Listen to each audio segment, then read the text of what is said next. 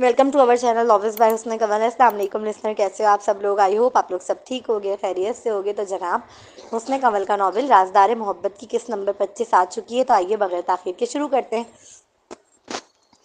Happy birthday आरेस। उनका dance खत्म होते ही सबसे पहले जो लहकती हुई आकर उसे विश कर रही थी वो तहरीम मुगल थी।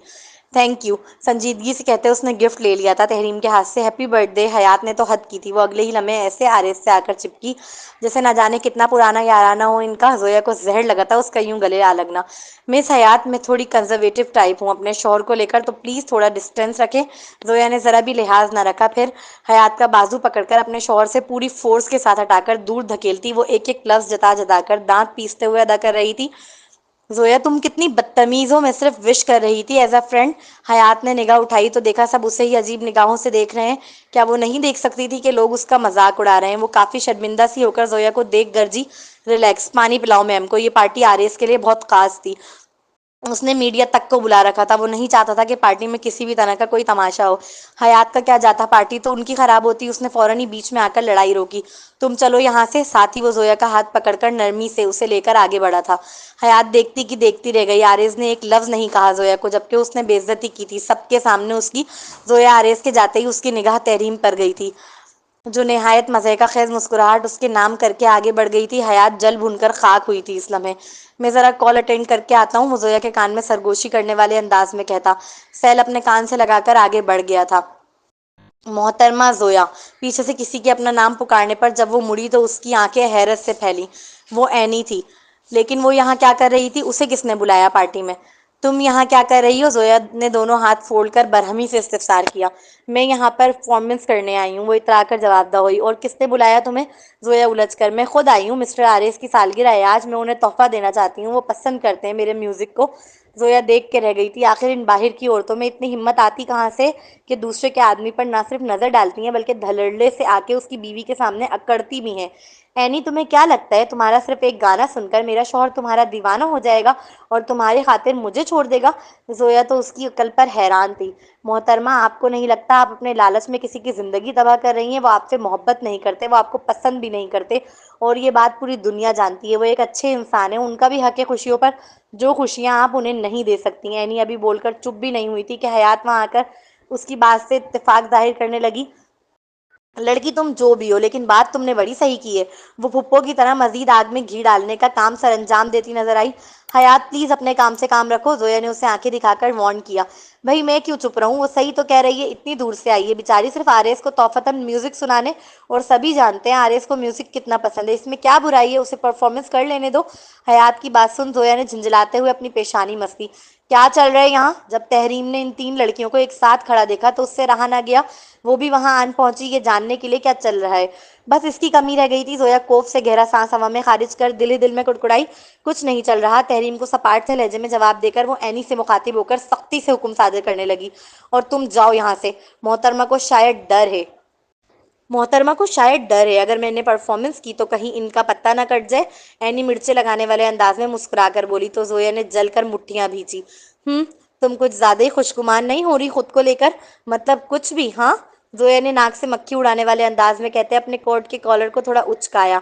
आप खुद तो मिस्टर आरेस को कोई खुशी दे नहीं सकती, इसलिए डर रही हैं मुझसे? एनी अकड़ कर बोली तो हयात मुस्कुराने लगी। इसे बड़ा मजा आ रहा था। जोया देख सकती थी एनी कितनी तैयारी से आई थी। लाइट पिंक कलर की बारबी फ्रॉक जो बैकलेस थी, बालों में खूबसूरत सा जूड़ा, पाँव में ऊंची हिल की सैंडल, चेहरे पर लाइट सा मेकअप। यकीनन वो बोल्ड और खूबसूरत लग रही थी। उसे देखकर ही पता चल रहा था कि वो सिड्यूस करने की नीयत से आई हुई है। तुम्हें लगता है तुम एक म्यूजिक बजाकर मेरे शौहर को खुशी दे सकती हो? Like seriously? जोया इस्तेज़ाइया अंदाज में इस्तिफसार करने लगी। तो आप दे सकती हैं, आपको तो पियानो का पी भी नहीं आता होगा। एनी का लहजा चैलेंजिंग था, जिस पर उस हसीन लड़की ने हयात और तहरीम को दबी दबी मुस्कुराहट लबों पर सजाए देखा, जैसे वो उसका मजाक उड़ा रही हूँ। वो जोया थी, आखिरी वक्त तक लड़ने वाली। नहीं जानती क्या समाई दिल में कि उसके सामने गुस्से से पियानो की जानिब बढ़ी। क्यों शर्मिंदा कर रही हो जोया खुद को? वो तहरीम थी जो उसके पास आकर आहिस्तगी से सरगोशी करने लगी। माना लहजे में हमदर्दी थी, मगर क्या जोया नहीं जानती वो हमदर्दी नहीं है, वो सिर्फ मजे ले रही है उसकी हालत के। तहरीम की आंखों में जो मजायका कैद मुस्कुराहट थी वो आग भड़का रही थी जोया के सीने में। اسے سمجھ نہیں آیا تھا اس کے ارد گرد کے لوگ کیوں اتنا آسان سمجھتے تھے اسے عارض سے جدا کر دینے کو، کہ ایک معمولی سی پیانسٹ بھی سمجھتی ہے کہ وہ بولڈ کپڑے پہن کر آئے گی اور خوبصورت سا پرفارمنس دے گی اس کے شوہر کے سامنے، اور اس کے شوہر کو چھین کے لے جائے گی زویا نے اس کی بات کا جواب دینے کی زحمت کیے بغیر پیانو پر اپنی انگلیاں رکھنا شروع کی۔ پوری محفل اب زویا کی جانب متوجہ ہو گئی تھی۔ حیات صرف اس انتظار میں کھڑی تھی کہ کب وہ بجانا شروع کرے اور کب سب اس کا مذاق اڑائیں۔ غصے میں بیٹھ تو گئی تھی وہ چیلنج قبول کر کے، مگر بجانا کب آتا تھا؟ چور نگاہوں سے وہ سامنے کی جانب دیکھنے لگی جہاں سے عارض باہر گیا تھا کال اٹینڈ کرنے۔ عارض کہاں ہو؟ آ جاؤ پلیز، میری عزت بچا لو۔ سب اس کی پرفارمنس کے انتظار میں کھڑے تھے اب، اور وہ دروازے کو نہار رہی تھی۔ حیات اس کی نظروں کا تعاقب کرتی مسکرانے لگی۔ شروع کریں مس زویا، حیات سب کے سامنے اعلانیہ بولی۔ وہ گرتی دیوار کو ایک دھکا اور دے رہی تھی۔ زویا نے آنکھیں میچی۔ عارض ابھی تک نہیں آیا تھا۔ اس نے ایک گہرا سانس لیا، پوری محفل کی جانب ایک نگاہ مسکرا کر دیکھتے ہوئے اس نے اب اپنی سفید لمبی لمبی انگلیاں پیانو پر چلانا شروع کی، اور بس اس کی انگلیوں کا پیانو سے ٹچ ہونا تھا دھن از خود بکھرنے لگی۔ زویا حیران رہ گئی تھی یہ دیکھ کہ اس کی انگلیاں پیانو پر ایسے چل رہی تھی جیسے کسی مہارت رکھنے والے پیانسٹ کی چلتی ہیں۔ تحریم آنکھیں پھاڑے یہ منظر دیکھ رہی تھی۔ زویا کی انگلیاں ایسے رقص کر رہی تھی پیانو پر جیسے نہ جانے کتنی پریکٹس شدہ ہو۔ لوگوں پر ایک کیف طاری ہو گیا تھا۔ اینی ششدر سی کھڑی تھی، وہ ماننے پر مجبور ہوئی تھی کہ زویا اس سے اچھا بجا رہی تھی اس ٹون کو۔ وہ مون لائٹ کی ٹون تھی جو زویا اس لمحے بجا رہی تھی، اور سننے والے حیران تھے کیونکہ اس سے پہلے انہوں نے مون لائٹ کو اس سے بہترین بجاتے ہوئے کبھی نہیں سنا تھا۔ حتیٰ کہ مقدس زویا کی کزن جو نمبر 1 کہلاتی ہے اسے بھی نہیں۔ اس کی انگلیوں میں جیسے کوئی جادو تھا، الگ ہی سما باندھ دیا تھا اس نے۔ وہ حسن سے مالا مال نوجوان ابھی سیل پر بات ہی کر رہا تھا جب اس کے کانوں کی سماعت سے ہلکی ہلکی سی دھن ٹکرانے لگی، اور یہ وہ دھن تھی جو لمحہ بھر کے لیے اسے منجمد کر گئی۔ اگلے ہی پل کال ڈسکنیکٹ کر کے وہ تیزی سے اندر کی جانب آیا تھا۔ وہ لمبے لمبے پاؤں سے تیز قدم لیتا جب ہال کمرے میں داخل ہوا تو اسے سامنے ہی زویا پیانو بجاتی نظر آئی۔ اس کی گرے آنکھوں میں بہت سی یادوں کے پردے لہرائے، پھر وہ ایک لمحے بھی نہ رکا۔ وہ مٹھیاں بیچ کر آندھی طوفان کی مانند اس تک پہنچا۔ زویا کے میوزک ختم کرتے ہی لوگوں نے دیوانہ وار تالیاں بجانا شروع کر دی تھی۔ اب جب اس نے نظر اٹھا کے دیکھا تو لوگ اس کے لیے تالیاں بجا رہے تھے۔ وہ بہت خوش ہونے لگی، مگر ساتھ ہی حیران بھی، کیونکہ اسے یہ ٹیون کیسے بجانے آتی ہے، اسے پیانو کیسے بجانا آتا ہے۔ پھر اس کی نگاہ اپنی طرف آتے عارض پر پڑی۔ اس کی آنکھیں گہری تھی۔ زویا نے محسوس کیا وہ اچھے موڈ میں نہیں ہے۔ عارض، تم نے دیکھا میں پیانو بجا سکتی ہوں۔ وہ دیکھ چکی تھی کہ مقابل کا موڈ صحیح نہیں ہے، لیکن وہ خود اتنی ایکسائٹڈ تھی کہ اسے بتائے بغیر رہ نہ سکی۔ مقابل بجائے حیرت ظاہر کرنے یا تعریفی کلمات ادا کرنے کے اس کا بازو پکڑ کر کھینچتا ہوا اوپر کی جانب لے جانے لگا۔ زویا اس کے عمل پر اچنبھے سے مبتلا ہوئی۔ سیڑھیوں پر زویا کو لے جاتے ہوئے اس نے اپنی 2 انگلیوں سے پیچھے کی جانب اشارہ دیا، جسے دیکھتے ہی وسیع و ثقلین سمجھ گئے وہ پارٹی ختم کرنا چاہتا ہے اب۔ اگلا سین، عارض نے کمرے میں آتے ہی دروازہ لاک کیا تھا۔ اپنا کوٹ اتار کر صوفے پر پھینکتا، پھر اپنی ٹائی بہت جھنجھلاتے ہوئے اتارنے لگا۔ تمہیں کچھ یاد آیا ہے؟ اس نے اب زویا کی جانب دیکھ نہایت سنجیدگی سے استفسار کیا۔ یاد نہیں تو؟ وہ کنفیوز تھی اس کے سوال پر۔ یہ بیٹھے بٹھائے پیانو بجانے کا شوق کہاں سے آیا تمہیں اچانک؟ زویا محسوس کر سکتی تھی وہ جھنجھلایا ہوا ہے، تھوڑا غصے میں، مگر کیوں؟ اس نے کیا کیا تھا؟ اس نے لوگوں کو کہتے سنا تھا اپنی تعریف میں کہ وہ تحریم اور مقدس سے بھی اچھا بجاتی ہیں مون لائٹ ٹون کو۔ اسے تو میوزک پسند ہے نہ، پھر بجائے خوش ہونے کے وہ اتنا عجیب ری ایکشن کیوں دے رہا تھا؟ زویا یہ بات سمجھنے سے قاصر تھی۔ پارٹی میں اینی آ گئی تھی، ہماری کچھ تکرار ہوئی، اس نے مجھے چیلنج دیا اور میں نے قبول کر لیا۔ زویا نے بہت نپے تلے اور سرسری سے الفاظ و انداز میں بتا کر بات کو رفع دفع کیا۔ عارض اس کی بات بغور سن رہا تھا۔ اس کی گہری آنکھوں میں عجیب سی پراسراریت تھی اس لمحے۔ کچھ ثانیے تک وہ یوں ہی دیکھتا رہا، یہاں تک کہ زویا انکمفرٹیبل ہونے لگی۔ کیا؟ اس نے اپنے ہونٹ چباتے ہوئے گردن کی پشت پر ہاتھ لے جا کر مسلنا شروع کر دیا تھا۔ میرا تحفہ، اس نے بات یکدم بدل دی۔ او، میں تو بھول ہی گئی تھی، ویٹ۔ اپنے سر پر خود دھپ لگا کر تیزی سے الماری کی جانب بڑھی اور پھر شاپنگ بیگ لے کر آئی۔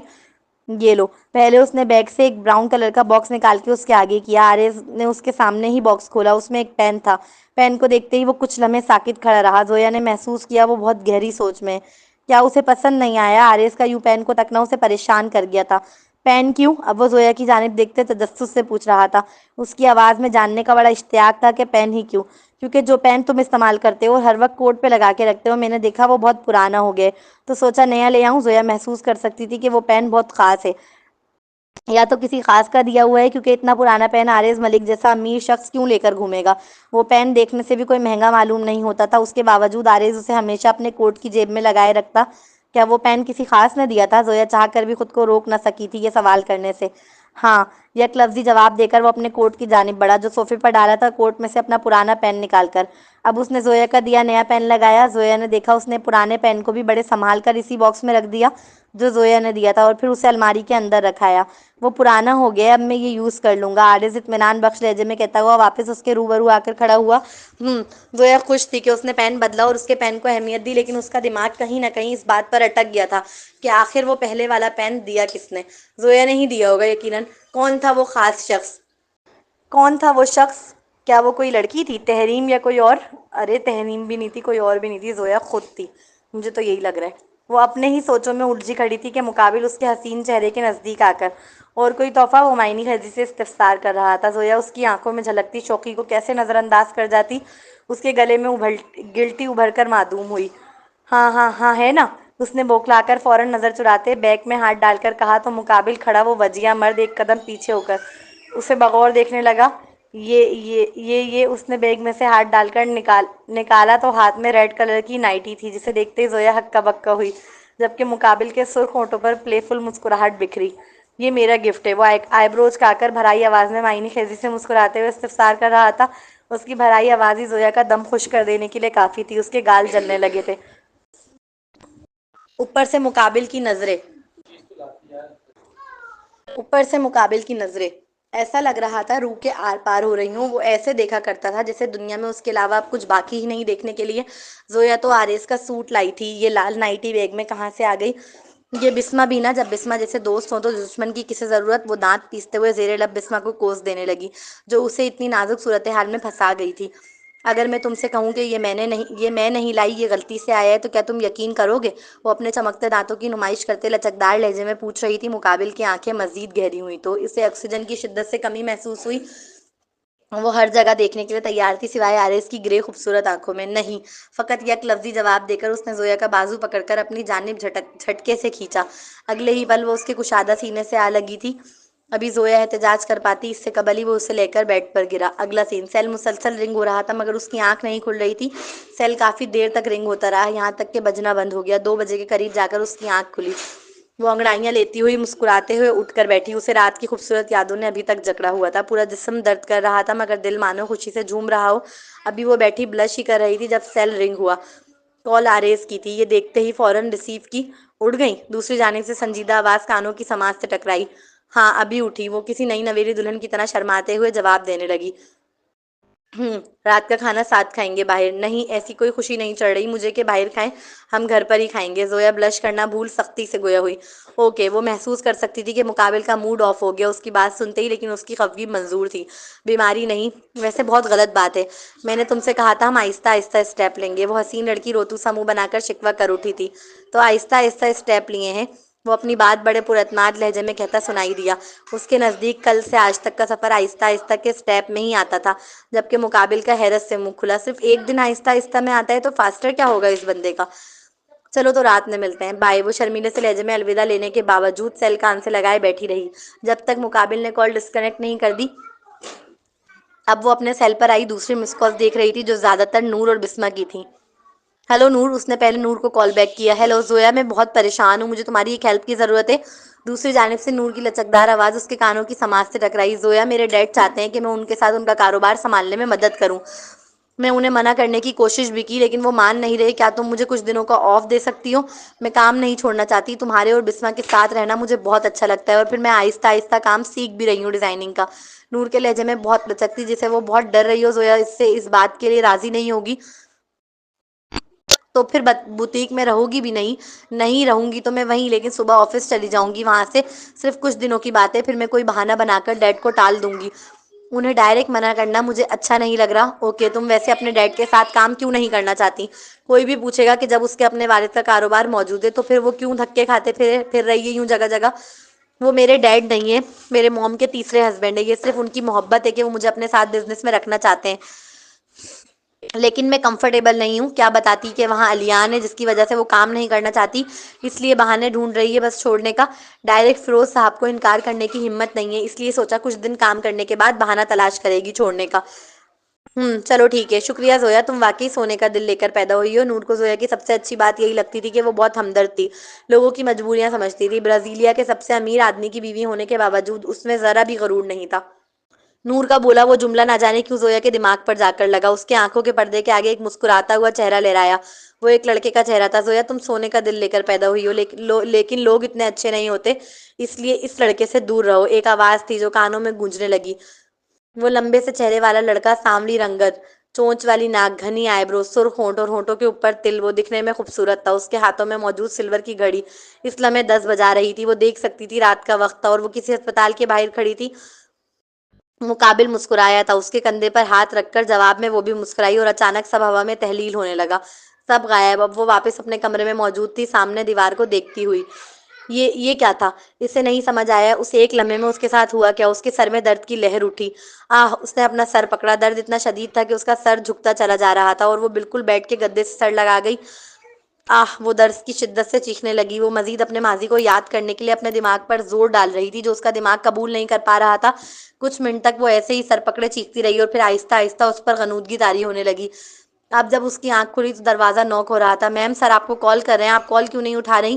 شیرنی آنٹی باہر کھڑے ہو کر آواز لگا رہی تھی۔ کیا میں پھر سے سو گئی تھی؟ زویا شدید بھاری سر کے ساتھ اٹھ کر بیٹھی۔ میں سو گئی تھی، ابھی کال بیک کر لیتی ہوں۔ زویا نے اجلت سے اپنا سیل دیکھا، مگر نہ تو وہ سائڈ ٹیبل پر تھا جہاں وہ رکھا کرتی تھی اور نہ ہی اس کے بیڈ پر۔ پھر اس کی نگاہ نیچے فرش پر گئی۔ اس کا سیل فرش پر پڑا ہوا تھا۔ اسے اب یاد آیا وہ نور سے باتیں کر رہی تھی۔ جب اسے اچانک سر میں درد اٹھا، اس نے فوراً ہی بیڈ سے اتر کر سیل اٹھایا اور کال بیک کی۔ آرس کو کال ریسیو کرنے میں اتنی دیر کیوں لگائی اور ابھی تک کمرے سے کیوں نہیں نکلی ہو تم؟ اس کا کال ریسیو کرنا تھا کہ دوسری جانب سے تیزی سے سوالات کیے گئے۔ وہ میں سو گئی تھی دوبارہ۔ زویا کو اچھے سے یاد تھا کہ اس نے کیا دیکھا ہے، مگر نہیں جانتی کیوں اس کا دل راضی نہ ہوا۔ اسے آرس سے شیئر کرنے پر پہلے اٹھو اور کچھ کھا پی لو، پھر بھلے سے دوبارہ سو جانا۔ صبح سے بھوکی ہو تم؟ مانا اس کا لہجہ ہر بات کی طرح سرد تھا، لیکن اس کے باوجود زویا اس کے جملوں سے محسوس کر سکتی تھی کہ وہ فکر مند ہے اسے لے کر۔ اور ایک عورت کو بھلا کیا چاہیے کہ اس کا شوہر آفس میں بیٹھ کر اتنا بیزی ہونے کے باوجود اس کے کھانے کی فکر کر رہے۔ اوکے، گڈ، اتنا کہہ کر اس نے کال ڈسکنیکٹ کر دی اور زویا فوراً ہی اٹھ کر فریش ہونے چلی گئی۔ وہ نہیں چاہتی تھی کہ بیچارہ اس کا ہسبینڈ آفس میں بیٹھ کر بھی پریشان ہو کہ ابھی تک وہ کمرے سے کیوں نہیں نکلی۔ اگلا سین، وہ دونوں ساتھ کھانا کھا رہے تھے۔ آج آرس جلدی گھر واپس لوٹ آیا تھا۔ آرس دیکھ سکتا تھا وہ حسین لڑکی وہاں موجود ضرور تھی، لیکن اس کا ذہن کہیں اور ہی سوچوں میں گمسم سا تھا۔ وہ لڑکا کون تھا؟ کیا وہ میرا منگیتر حارث تھا یا کوئی اور وہ کس لڑکے سے بات کر رہا تھا؟ کس لڑکے کی بات کر رہا تھا؟ کس سے دور رہنے کی نصیحت کر رہا تھا مجھے؟ اس لڑکے کا ہاتھ وہ بالکل ویسا ہی تھا جیسا پچھلی بار خواب میں مجھے نظر آیا تھا۔ کیا وہ لڑکا جو میرے ساتھ مینشن سے نکل کر بھاگ رہا تھا اور یہ گھڑی والا لڑکا ایک ہی ہے؟ زویا اپنی ہی سوچوں میں الجھ رہی تھی جب اسے آرس کی پکارنے کی آواز آئی۔ زویا، ہاں کیا ہوا ہے؟ وہ ایک آئی برو اچکا کر کسی تفتیشی افسران کی طرح پوچھ رہا تھا۔ کچھ نہیں، وہ ہڑبڑا کر پانی کا گلاس اٹھاتے ہوئے جواب دہ ہوئی۔ کیا تم کل رات کی وجہ سے ڈسٹرب ہو؟ اس کی آنکھیں گہری تھی یہ سوال کرتے وقت، جیسے چہرہ پڑھنے کی کوشش کر رہا ہو۔ وہ جاننا چاہتا تھا آخر اس لڑکی کے دماغ میں چل کیا رہے۔ نہیں، وہ کیا سوچ رہی تھی اور آرز نے کیا مطلب اخذ کر لیا تھا۔ وہ فوراً ہی اس کی غلط فہمی بھی دور کرنے لگی، وہ بھی خاصا جتا کر۔ تو پھر انداز ابھی بھی تفتیشی تھا۔ میں آج بوتیک نہیں گئی، اوپر سے آج نور نے بھی چھٹی کی ہے تو بسمہ پر اکیلے سارا برڈن پڑ گیا ہوگا۔